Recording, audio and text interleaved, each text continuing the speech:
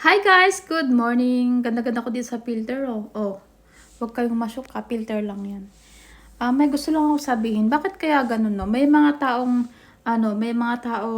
parang tawag nito? May mga taong hindi maligaya sa buhay nila.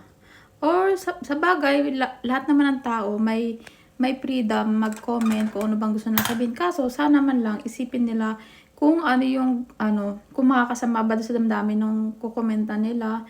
Kasi nga 'di ba nauuso na rin ngayon yung sa paggagawa ng content kahit nga ako 'di ba kaso ewan try lang din.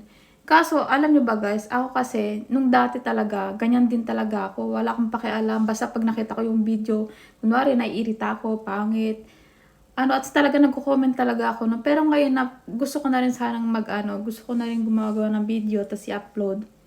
Parang na-realize ko na dapat isipin muna nating mabuti yung